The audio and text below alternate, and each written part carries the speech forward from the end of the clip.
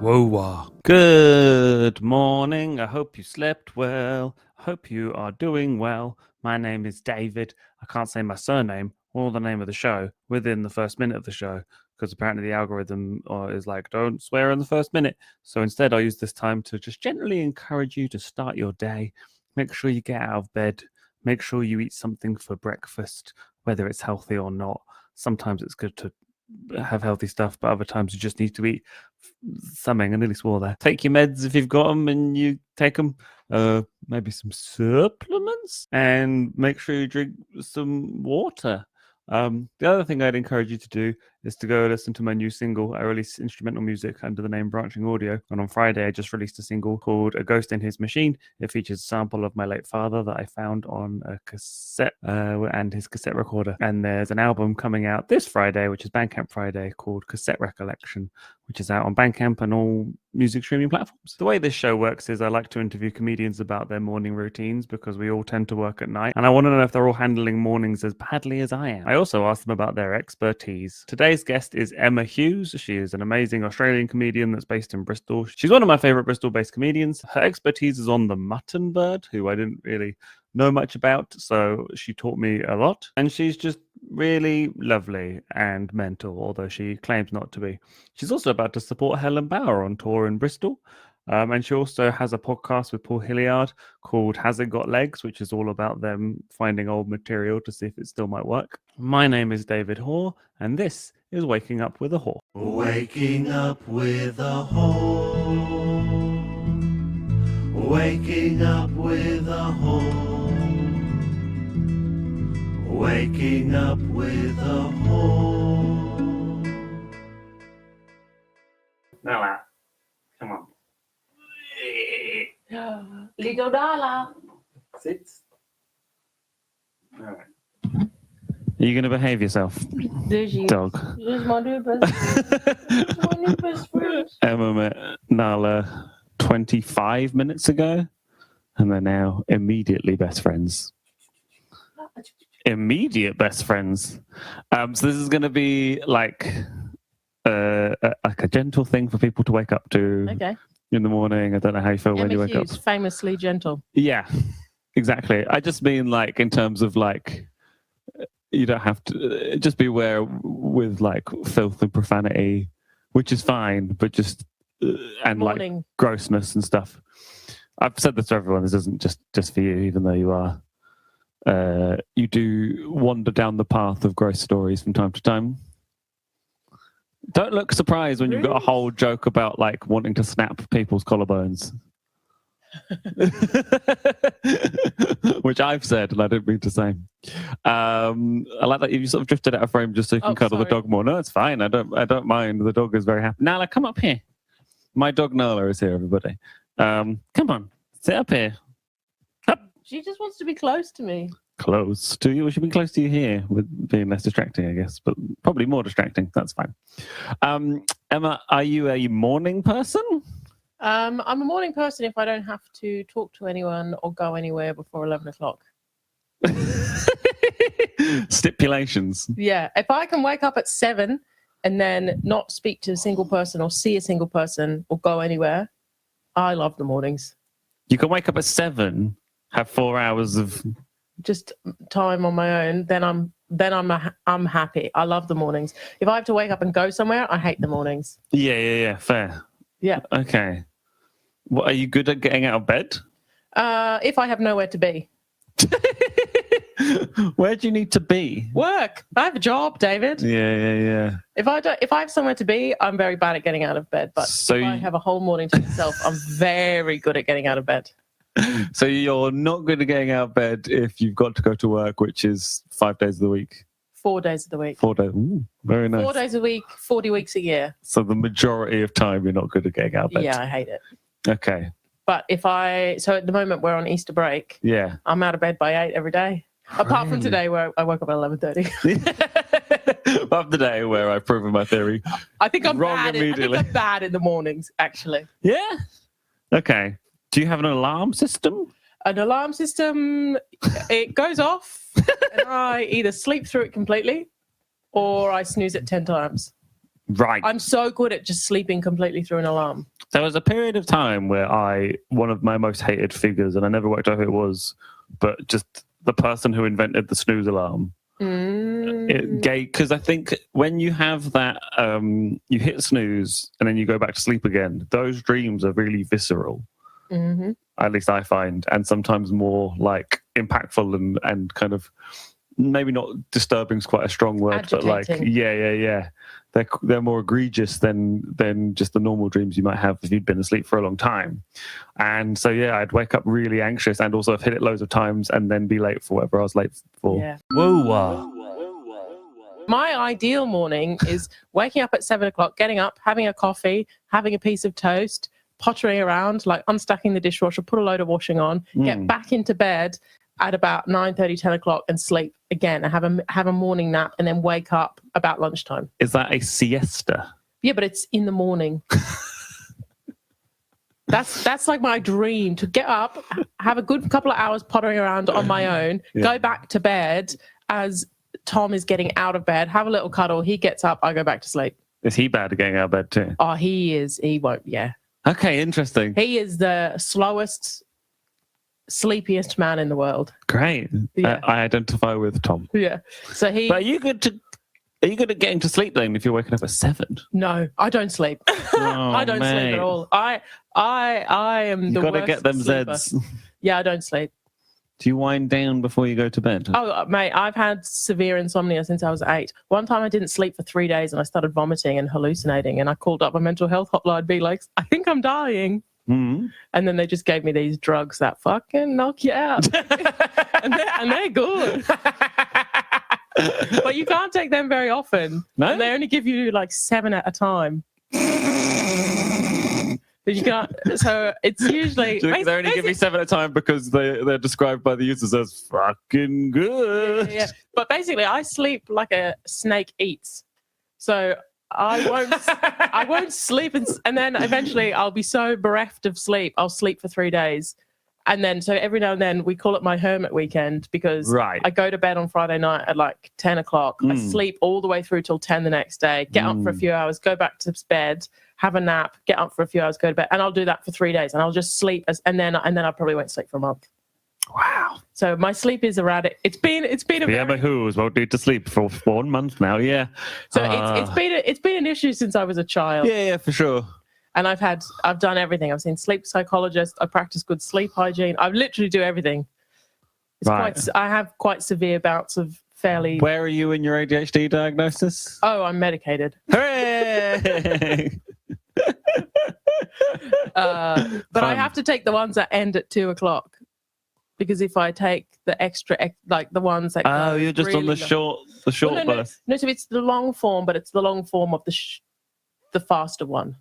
Does that make sense? So there's one. Oh yeah, so I have slow release. Yeah, so Vyvanse, the slow release Vyvanse goes for like 13 hours. I can't do that, so I'm on slow release methylnate. Methylphenidate. No, I'm on methylnate.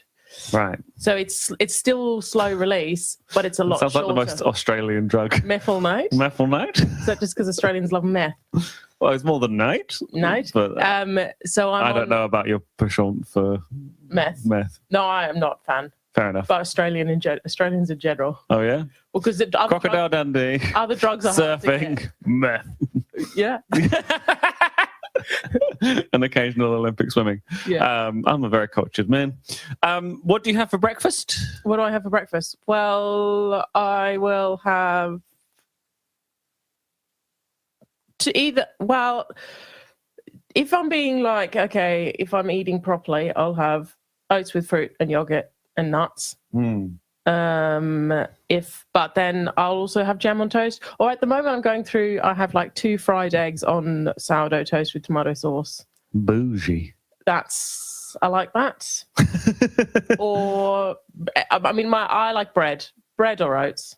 Bread or oats. Yeah. That's good. I'm kind of like on a bread. I had crumpets for breakfast this morning. I can't really, I don't know if you have the neurodivergency of textures being awful. Depends on the texture. Because the oats and fruit thing that you just described to there. But I don't have soggy oats. Okay. I don't cook the oats. Cooked oats make me want to Just die. raw oats. Oats with a bit of yogurt and milk, and then hard, crunchy nuts. But is the yogurt not making it a little Yeah, bit but then goopy? It is goopy, but it doesn't. Does I the don't oat give a crunch? the oat. No, the nuts do. Ah, okay. It does make me feel like I might die sometimes, but it's good. It's good for you. It makes me feel like I might die sometimes, but it's good. Yeah, That's nice. yeah. And what are you drinking with your breakfast? Coffee and some water. Okay. I'm very fussy with my coffee. I have the BS1 espresso from Triple Co Roast in a mocha pot with hot milk. Is that a type of bean? Yeah, type of so coffee? Triple Co roastery in Bristol. I think they are the best coffee roasters in Bristol, and I like their BS1 espresso in a mocha pot for my first coffee. Mocha pots are sort of Stovetop. magic. Nope, They are wizardry. just stick them on the stove. You put water in. I stared at one for like a long time when I first saw them, just being like, but what do you mean? The water goes up. Through Everything starts at the bottom and ends up at the top. Yeah, because it boils. I know it's science, but it's also magic. Okay, it's magic. Well, that's my favorite first coffee of the day because it's strong, and I like it with milk. Right. Okay. Mm. Is the mocha pot make it really strong? Yeah, so it's quite strong coffee. But Okay. so basically, I'm not addicted to coffee. Like if I don't have a coffee, I'm fine. Like I only have one or two a day, Sure. and I don't get a buzz from coffee. I just really fucking love it. And then sometimes I just think, oh, I get to have a coffee in the morning. Yeah. But it drives my partner crazy because whenever I get excited about any food or drink, I just go like this on the sofa, and he thinks something terrible's happened every single time. He's like, every time you think about your morning coffee, my body goes into fight or flight because I just go. You are a visceral reaction. You actually sort of alarmed my dog for a second with that reaction, with the fake reaction to just thinking about coffee. Yeah. She did it again. Stop upsetting my dog with your pretend coffee reactions. That's good. And a big drink of water, a pint of water. Yeah, that has to be there. That's I drink good. a lot of water. That's why my skin's so good. Well done. for the audio listener, Emma is showing off her skin. Perfect. I got sick skin. Fucking perfect. That was great. Magnificent. Do you have a morning routine? I guess we've kind of alluded to A morning routine. Yeah. No, I just get in the shower. Sometimes Before or after breakfast? Before. Okay. That's good. Before, first thing, get up, do a wee, have a shower, get dressed, then make breakfast. Okay. Solid. Yeah, I like to be clean. Before you have coffee.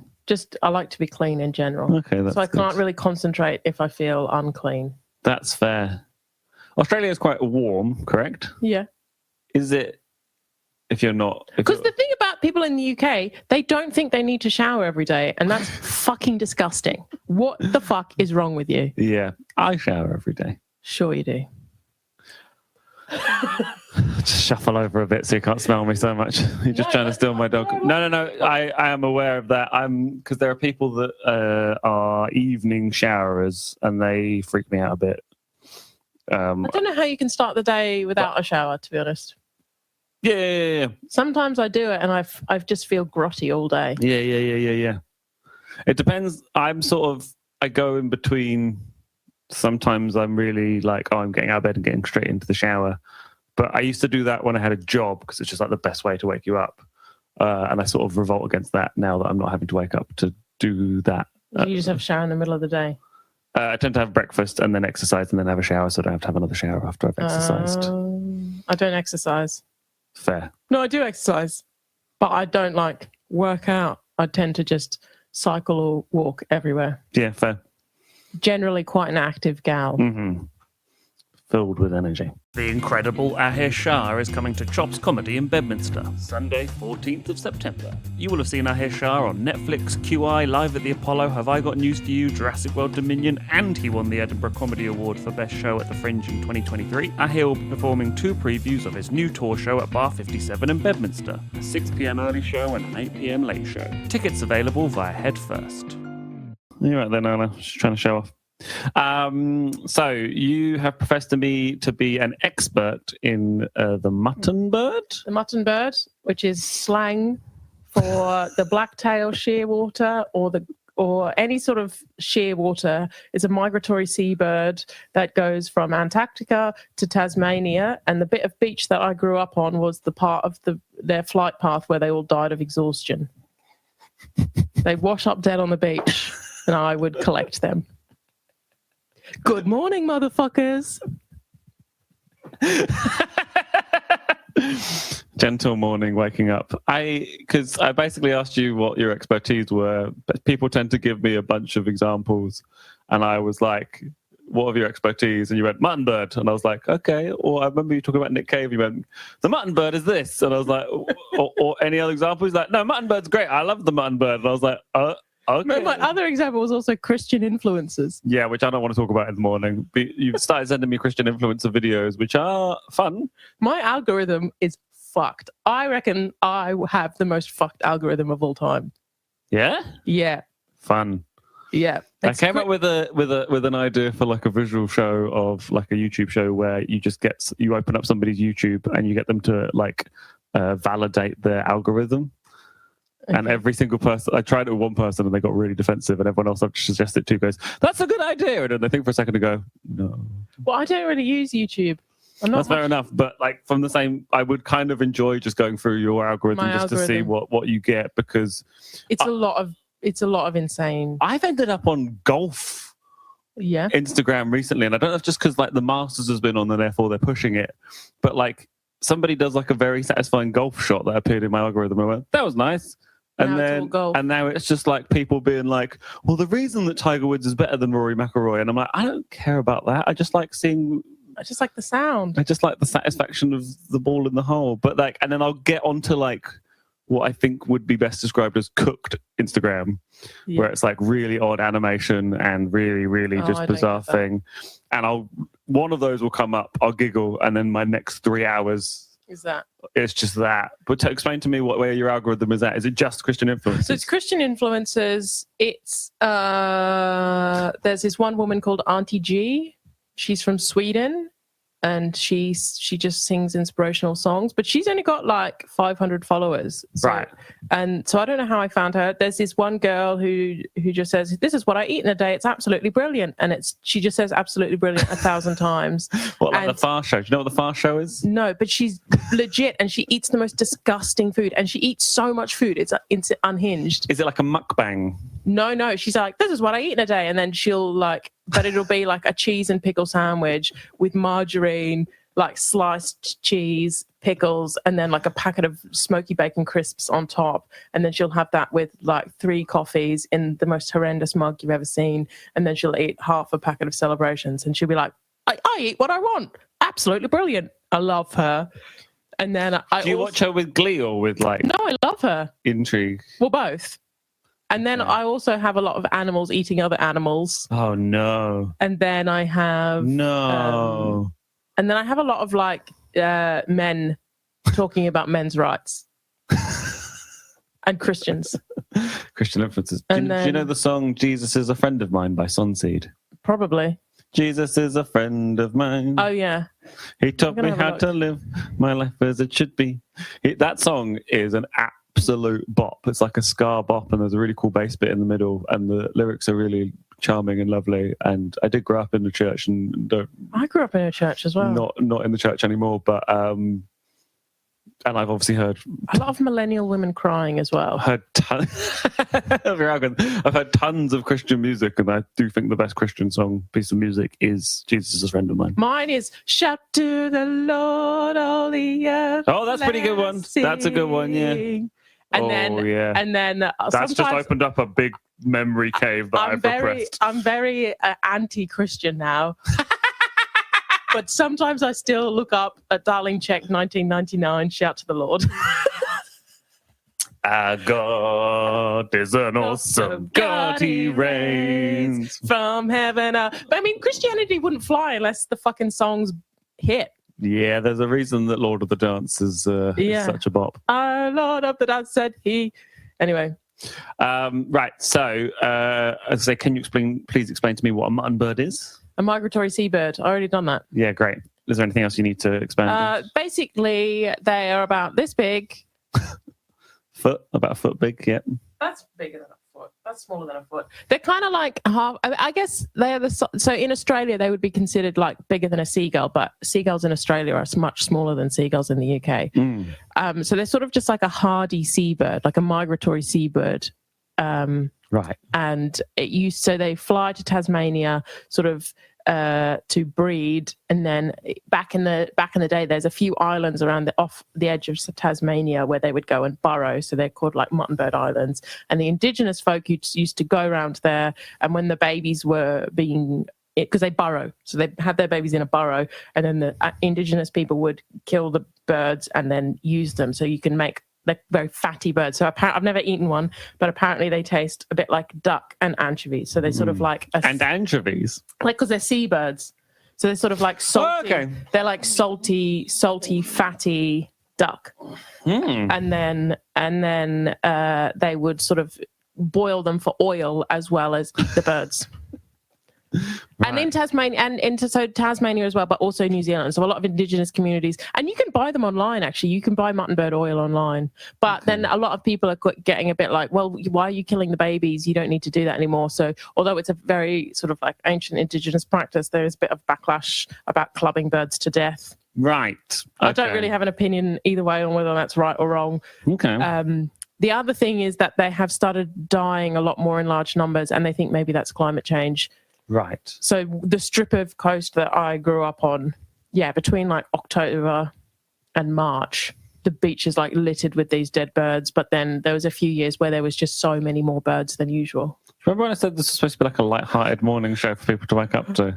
Yeah, but when I was trying to press you for a different topic, and you were like, Christian influencers, dead birds.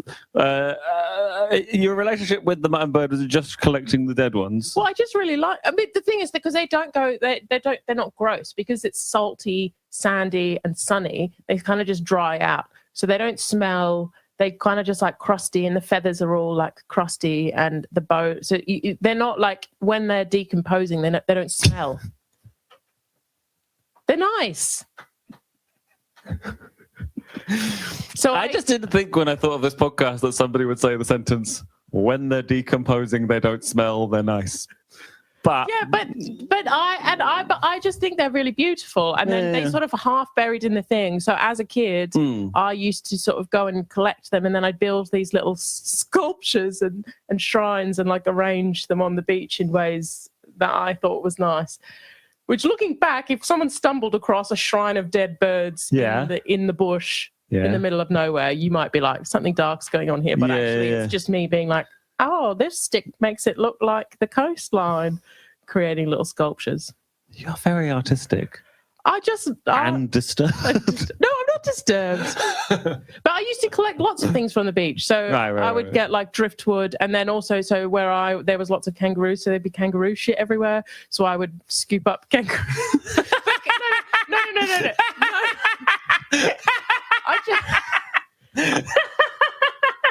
I would just like to clarify that kangaroo shit is literally just grass, because all kangaroos eat is grass.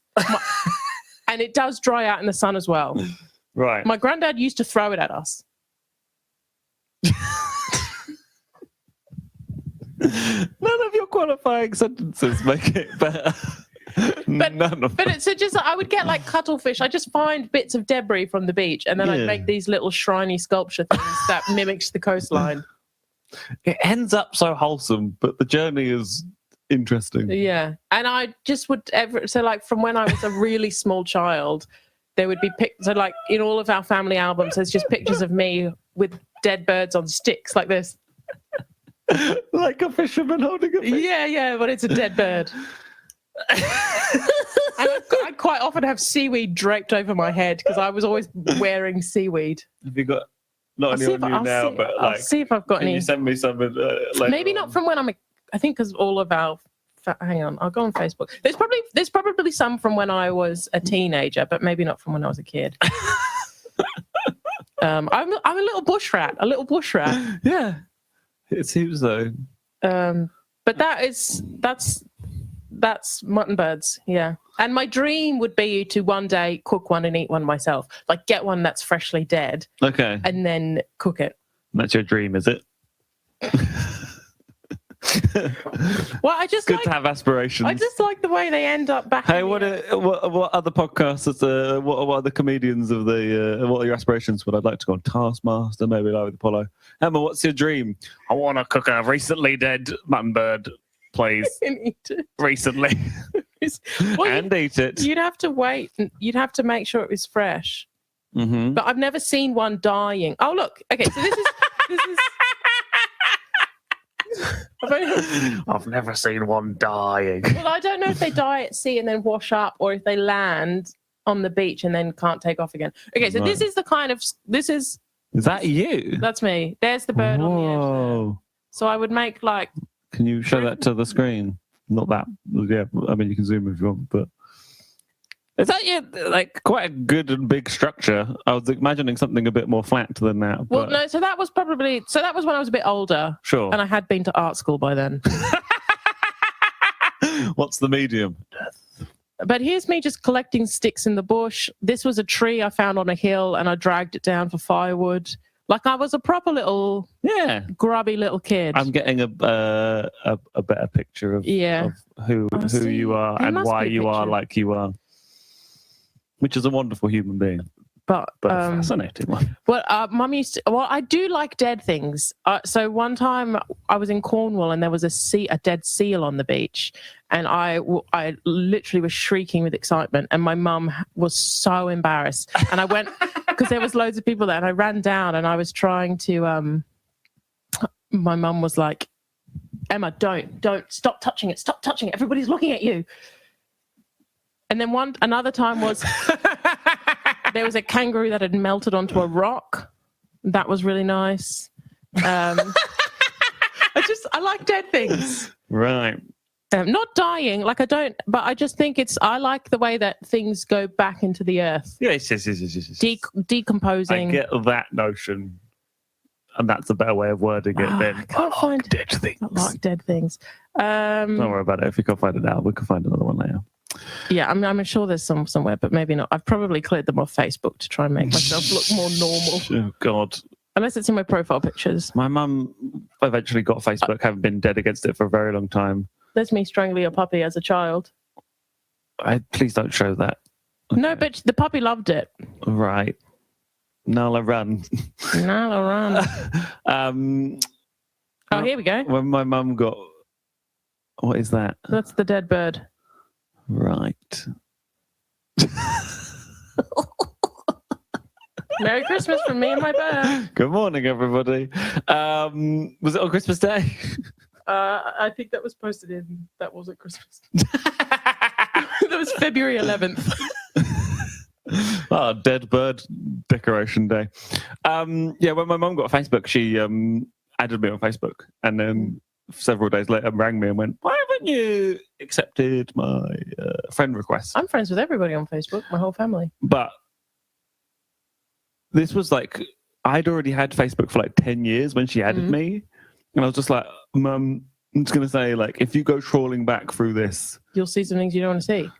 Like, I don't think there's anything too awful, but there might be stuff of me in a club, because people used to go out and they would take a digital camera, take 200 photos, put them all up. You might just see things you're like, why is he doing that, or whatever. And it's like, I was a young student or whatever. Nothing awful, but just like, you know, a mother who's very protective, and why are you doing this sort of thing? Do you hide things from your parents? I tell my parents everything. I guess if you're dragging dead things around, then there's nothing to hide. Not in any like sort of way, but like just like the 20-year-old me in a club being a fucking idiot. Yeah, pinging off your head.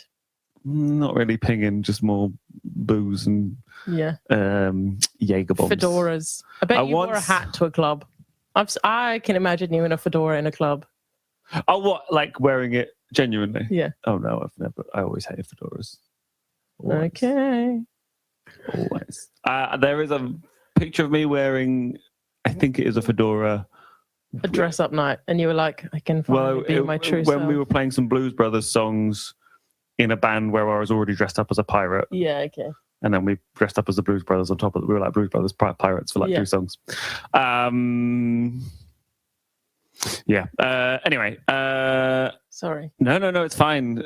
I feel like we make each other's ADHD go, yeah! So like, I've got like questions I want to ask you in a second, but you're taking me down a weird route of like Blues Brothers. Well, fedoras, but also just people wearing hats in clubs, but also just dressing up in clubs and what have you. But I was going to say, like, the thing I was going to tell you was like when I was younger, when Jaeger bombs became a thing, they were always doing deals on Jaeger bombs. Yeah. And so like I was, we'd had some Jaeger before we went to the bar.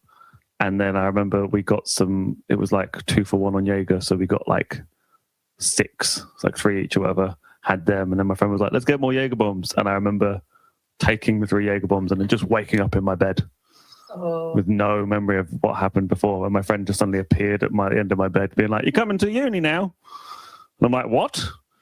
He's like, it's time to go to uni now. And I'm like, what? We were in the club drinking Jaeger bombs. Oh, I don't think I was like, had Jaeger bombs. Yeah, not the one.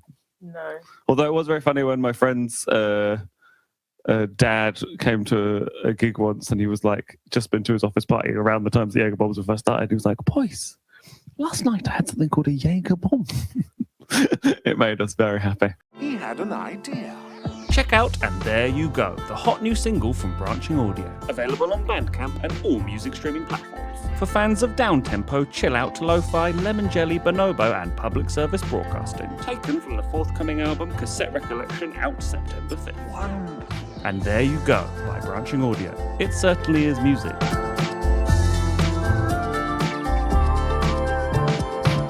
You're an expert on the Mutton Bird. Yep. So I'm now going to quiz you. Okay. I've written a theme tune. Okay. Do you know all the things about a mutton bird? Quiz. Oh. Thank you. Okay. Thanks. Question number 1. What is the Maori name for a mutton bird? I don't actually know the Maori name. I'm not from New Zealand. That's fair enough. Thought you were an expert. No, I know. I can't remember, but I know. That is a shame. If you say it, I'll probably know. I don't know exactly how it's pronounced, but Well, let me see. Well, you've seen the answers to other questions, but it's T-I-T-I, but they've got some... Oh, TT. Yes.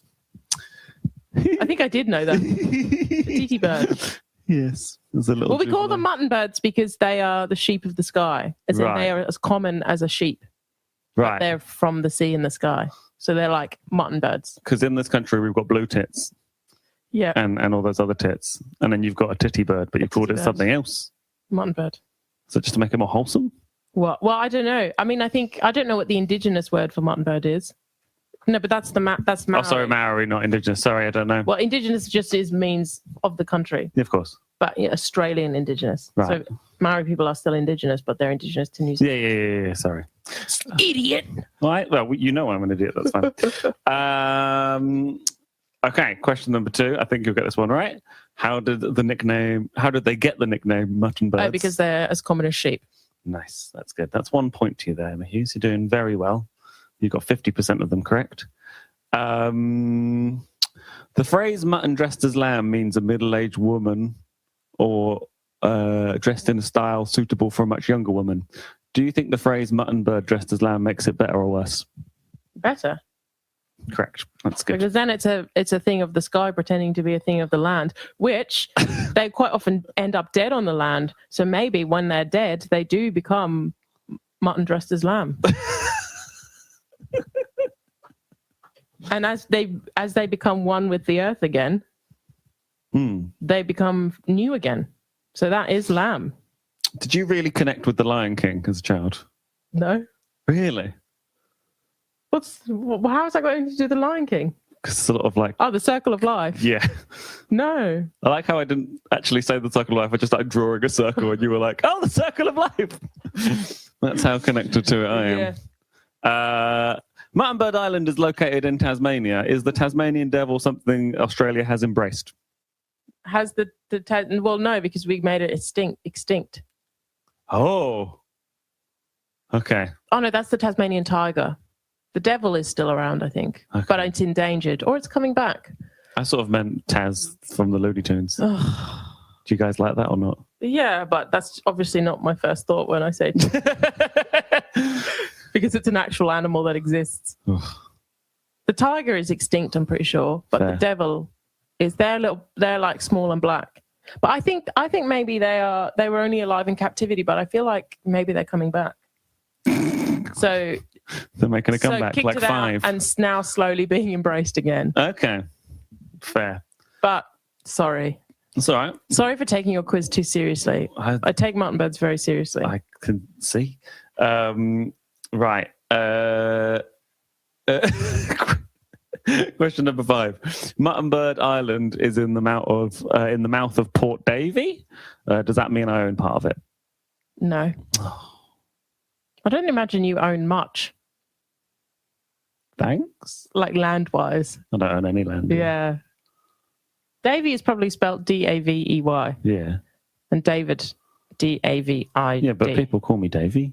Do they call you Davey? I've got some people in my life that call me Davey. Really?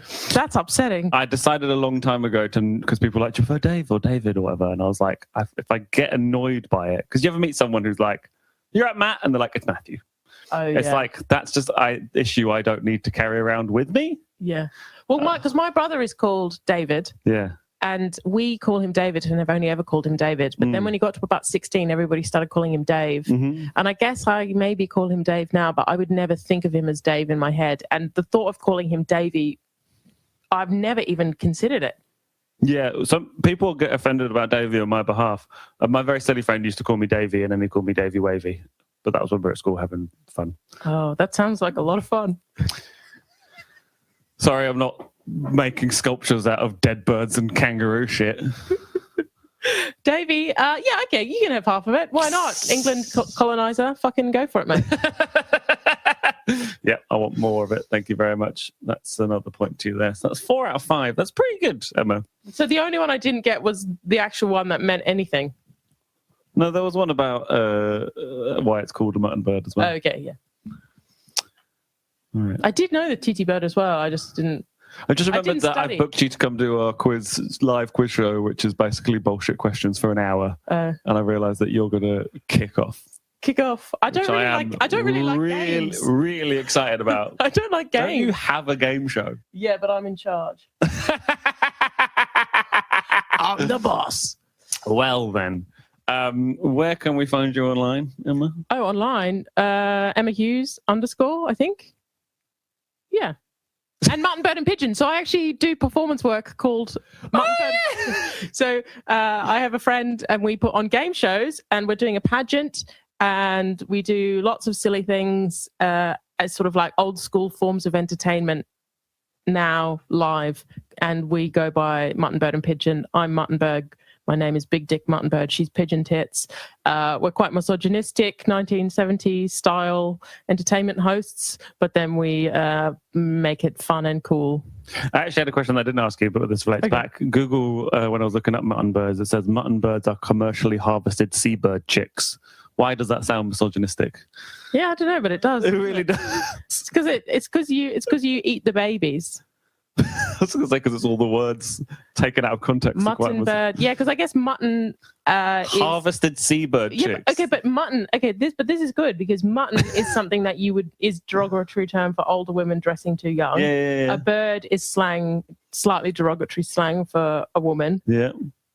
Harvested. Yeah. Organs, I guess. I don't know why I went straight to organs. I do, because you are Emma Hughes. I was thinking wheat. Why did I go straight to organs? And then chicks again. Yeah. Maybe that's why mutton bird and pigeon sound so good together. Okay, yeah. They really do. So mutton bird and pigeon. When is this coming out? I've got a game. I'm hosting a pageant on May the 2nd at the Cube. I think it'll be out by then. And then also online, I do comedy, but I don't do online comedy. I'm very bad at online comedy. But you can follow me. I just repost things that people tag me in. And then occasionally... Excellent self-promotion. And occasionally I post pictures of molds that I've made. That is molds as in like creations, not just like... Oh, no, not mold. I'm really against mold. I don't like mold from fridges I and was going to things. say, I'm talking about mold there's a making. decomposing bit that you like, and then when it starts to mold, you stop. Oh, mold. Have you got a picture of the pinata you made? Oh, my pinata. Just so we can. I like making things. Yeah, this is it. I got 4 options from Emma for expertise, which was Mutton Birds, Christian influences, the flow state, and making things. And the flow state and making things are far too vague. And then Christian influences is just like an area that I'm Not interested in. No, I am, but I don't really want to like go into depth on it. I don't really want to discuss it online because I have quite a few members of my family that are Christian, and I'm not really in the mood to like, because I could A lot of my family are just Christian too. delve down into Laughing at Christians. it. Just could irk people the wrong way that I don't really have any need to irk. I made that fish. That's the fish head from my pinata.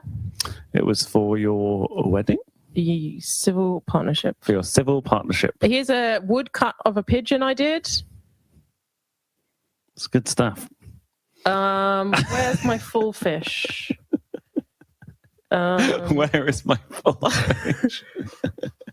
I like making things. That's good. Oh, here it is. That's my pinata. Look at that. For your civil service. Oh, I'm in an unarranged overdraft. Fuck.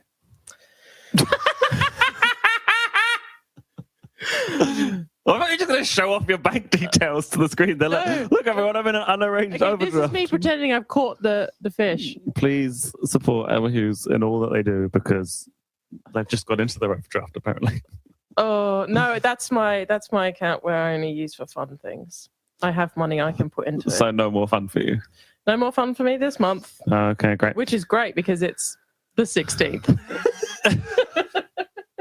Fuck. And you're on I'm holiday waiting for for 2 some weeks. invoices to come in, okay? So you plugged the cube. Anything else to plug? Just having a nice time. The sun is out. Get outside. Get some vitamin D. Just climb a tree. Look at something dead. Come and see my shows. I'm trying to become queen of the world. Follow me on Instagram. She will become queen of the world. Can you give me a song title so that I can write a song from the song title, please? A song title? Yeah. The thing that I want to say, the thing that came to my head isn't funny. Feeling free in the bush. I mean, that sounds like a very like early David Hoare song, so that's good. Feeling free in the bush. We'll see if we can make that wholesome or not. Emma Hughes, thank you very much for waking up with a whore. Thank you. Oh, okay. I see what the name. You kept the name of the podcast quite quiet. Did I not message you to say that? I think it was No. was it not? You're the second person that's told me. Might have just not read it. That's you're the second person that said when I've said this. You didn't tell me that. I have told people. I can't remember if I told you. I'm waiting for someone to tell me that it's the worst title in the world. It is a terrible title, but I wouldn't expect anything less from you, David Hoare. What else you could call it? Getting up is nice in the morning. No, it's not. It's awful. That's the whole point of this podcast, is that it's a horrible thing to do. Yeah. This is something to listen to while you do it. So maybe just put on waking up with a whore. Nobody's going to want to listen to this. I think they will. They're going to be like, who's this crazy lady? I think they want to find out more. I'm actually like a very normal person. No, I've not seen any evidence of that. no, but like I am. You are lovely. I'm very wise. Yeah. We've had some very really I'm surprisingly, great chats. I'm surprisingly well adjusted, considering my interests and outputs and the way I move through the world. You're a very lovely person to have in a car share to chat about all things, whether it's silly or not silly, and we can go in between the two. Yeah. Great. Oh, I would kill a man for a dog. I think I'm about to be killed for a dog and then be turned into an art project. Yeah. Thank you. Death. Feeling free in the bush.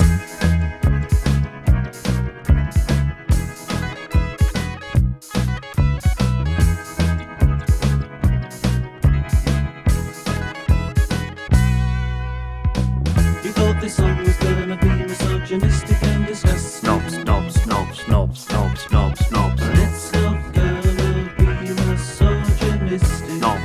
Knobs, knobs, knobs, Piers Morgan. I am feeling free in the bush. Oh, like vaginas. Thank you to Emma Hughes. She is absolutely wonderful. You can find her on socials at Emma Hughes _. Her podcast with Paul Hilliard is called Has It Got Legs? And check out her social media to see when the next Mutton Bird and Pigeon show is. The way this works is on Mondays I have a guest, and then on Tuesdays to Fridays I released mini morning encouragements, which I will have recorded the morning before because God knows I'm not waking up in time to release them. And please, yes, go listen to A Ghost in His Machine and look out on Friday for Cassette Recollection, my new album released under the name Branching Audio that's on streaming platforms and Bandcamp. Please, today, keep it simple. Try and eat 3 meals. Get some kind of exercise or stretching in, whether that's just like a walk and a bit of this. And tell someone you love that you love them. I will catch you next time. My name is David Hoare, and thank you for waking up with a Hoare. Try and have an adequate day. Meet your basic needs and don't be a dick.